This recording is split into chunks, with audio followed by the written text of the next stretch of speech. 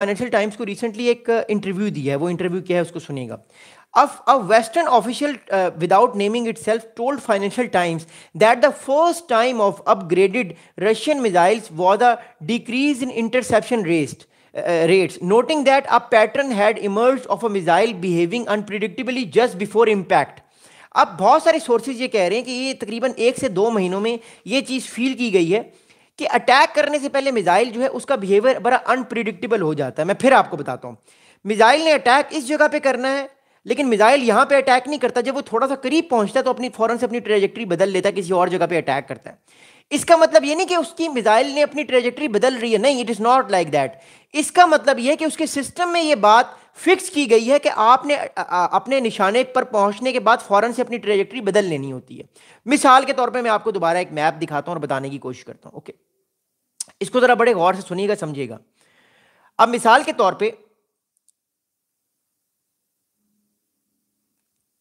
मिसाल के तौर पे अब ये वाला एक इलाका है, ये एक इलाका है. ओके, रशिया ने असल में अटैक इस इलाके पर करना है. ओके, रशिया ने असल में अटैक इस इलाके पर करना है. रशिया का टारगेट ये अटैक है. ओके, रशिया क्या कर रहा है? रशिया ये कर रहा है कि रशिया अपना मिसाइल फेंकेगा. मिसाइल फेंककर अपना बैलिस्टिक मिसाइल, आपको पता है कि एयर मिसाइल, रशिया अपना मिसाइल फेंकेगा, बैलिस्टिक मिसाइल फेंकेगा. एक सेकंड मैं इसको चेंज कर लूँ. अपना वो बैलिस्टिक मिसाइल फेंकेगा, एटमॉस्फेयर से वो बाहर जाएगा. वो बैलिस्टिक मिसाइल फेंककर यहाँ तक वो उसका मिसाइल आएगा. अब यहाँ तक मिसाइल का मतलब ये कि वो अटैक तो इधर करना चाहिए ना. ट्रेजेक्ट्री तो बेसिकली अटैक की इधर है ना. जो असल ट्रेजेक्ट्री बन रही है इसकी, जिसको ट्रैक किया जाएगा, वो ट्रेजेक्ट्री तो ये वाली है ना. मैं इसका चेंज कर लूँ कलर, आपको समझ आ जाए. असल में जो ट्रेजेक्ट्री है इसकी वो ये है ना कि अटैक यहाँ पे करना चाहिए. लेकिन होता ये है कि जो ही ये ट्रेजेक्ट्री के करीब पहुंचता है, पेटेड एयर डिफेंस सिस्टम भी एक्टिव है, वो भी कह रहा है कि अटैक तो यहीं पे होगा. वो अपने मिसाइल्स को निकाल लेता है, वो अपने मिसाइल्स को लॉन्च कर लेता है कि अब तो अटैक यहीं पे होगा, मैं यहाँ पर इस जगह पे उसको इंटरसेप्ट कर लूँगा. लेकिन इससे पहले ये इंटरसेप्ट करे उसको कि उसकी ट्रेजेक्ट्री के ऊपर फ़ौरन से अपनी जगह बदल लेता है. ये फ़ौरन से उस जगह पे अटैक करता है जहाँ पे इसने अटैक असल में करना होता है, जिसकी इसकी प्रोग्रामिंग इसके अंदर आर्टिफिशियल इंटेलिजेंस की मदद से डाली गई है. ये अटैक इस जगह पे करेगा जहाँ पे असल में इसने अटैक करना है. और उससे क्या होता है, उससे मैनिपुलेशन आ जाती है एयर डिफेंस सिस्टम के अंदर, पेट्रियट के अंदर, और वो फिर उसको पकड़ नहीं पाता. ये जो नई स्ट्रेटजी रशिया ने अपनाई है, इस स्ट्रेटजी की वजह से पिछले 2 से 3 महीनों में बहुत ज़्यादा नुकसान पहुंचाया गया यूक्रेन के टारगेट्स को. अगली बात सुनिएगा जो कि बहुत इंपॉर्टेंट है. अगली इंपॉर्टेंट बात यह है कि पिछले 2 महीनों में जो इंटरसेप्शन का जो रेट है वो बहुत डाउन हुआ है. अब सुनिएगा बात को. The interception rate plunge from 37% in August to just 6% in September, even though Russia carried out fewer launches, according to Ukrainian Air Force data compiled by the London-based Center for Information Reliance and analyzed by Financial Times. अब एक इदारा है, उसका नाम है London. ये London में एक इदारा है, international religions based think tank. ये एक थिंक टैंक है.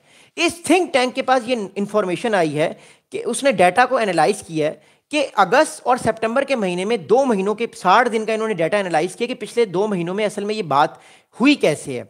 इन्होंने ये एनालाइज किया है कि 100 में से 37% जो टारगेट से उनको patriot air defence system intercept कर लेता था. मतलब अगर 100 मिसाइल फेंके गए हैं तो अगस्त के महीने तक जो पेट्रियट एयर डिफेंस सिस्टम है जो रखे गए हैं यूक्रेन में, वो 37%, यानी अगर 100 गिरे हैं मिसाइल्स तो 37% ये चांस है कि वो मिसाइल कामयाब नहीं होंगे और वो इंटरसेप्ट हो जाते थे. लेकिन सितंबर में ये देखे गए कि अगर 100 मिसाइल गिर रहे हैं तो उनमें से सिर्फ 6 को पकड़ा जा रहा है, 94 मिसाइल जो है वो हिट कर रहे हैं, जिससे यूक्रेन को नुकसान पहुंचाया जा रहा है. और दूसरी बात ही कि जो सितंबर के महीने में रशिया ने मिसाइल्स कम दागे हैं, ज़्यादा नहीं दागे. असल ज़्यादा मिसाइल रशिया ने फेंके हैं अगस्त के महीने में. तो इसका मतलब ये कि इंटरसेप्शन रेट जो है वो आहिस्ता सा कम होता हुआ नजर आ रहा है, बिकॉज रशिया ने जो अपने उसके इस्कंदर मिसाइल्स हैं उसके अंदर बहुत ज़्यादा चेंजेस वो लेकर आया, जिससे जो उसका दुश्मन है या जो उसके एनिमीज़ हैं उनको उससे असर पड़ रहा है. और याद रखिएगा, नेटो भी इस चीज़ को देख रहा है, कल को नेटो के साथ भी ये वाला खाता खुल सकता है.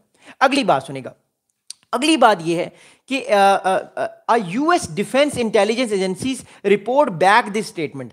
अब अमेरिका की एक डिफेंस इंटेलिजेंस एजेंसी है DIA, जिसको कहते हैं defence intelligence agency. DIA America की डिफेंस इंटेलिजेंस एजेंसी है. उसने भी इस असेसमेंट को बैक किया है और उसने ये बात की कि ये बात सही है, यूक्रेन पिछले तकरीबन 1.5 से 2 महीने से अपने जो टारगेट्स हैं, अपने जो मिसाइल्स हैं जो रशिया की तरफ से आ रहे हैं, उनको सही तरीके से जो है वो डिटेक्ट नहीं कर पा रहा. अगली बात सुनेगा.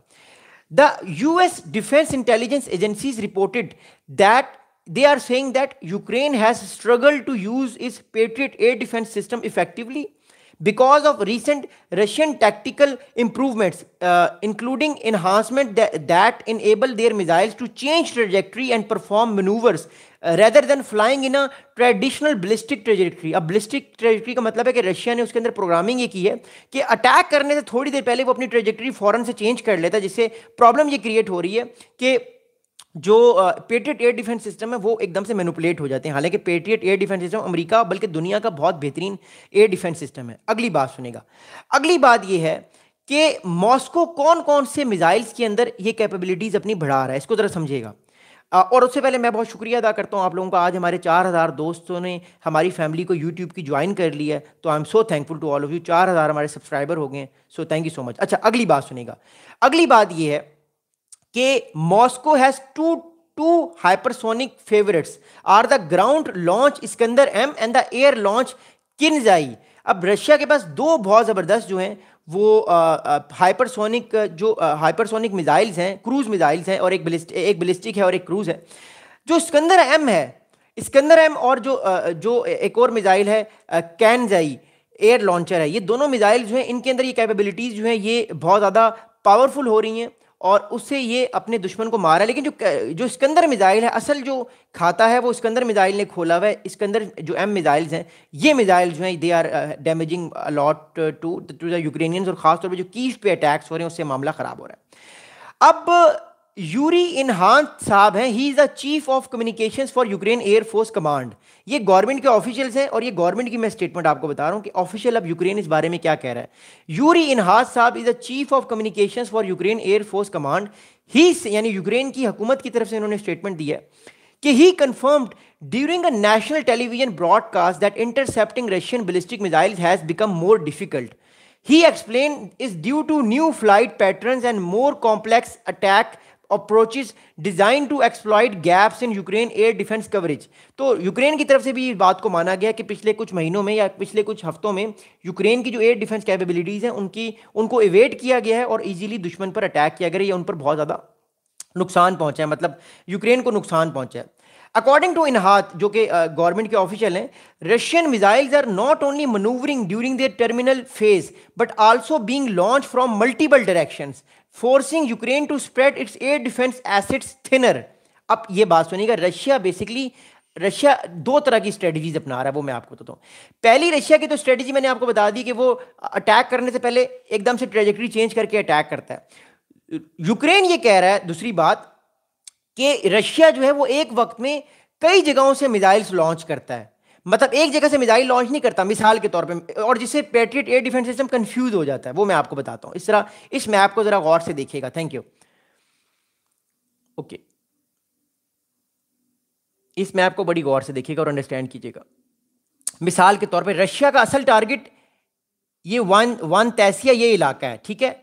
रशिया ने क्या किया, रशिया ने एक वक्त में 10 बैलिस्टिक मिसाइल लॉन्च कर दिए। ये भी यहां से भी लॉन्च हो गया मिसाइल, यहां से भी लॉन्च हो गया, निशाना असल में ये है, निशाना ये है, यहां से भी लॉन्च हो गया, यहां से भी लॉन्च हो गया, यहां से भी लॉन्च हो गया, यहां से भी।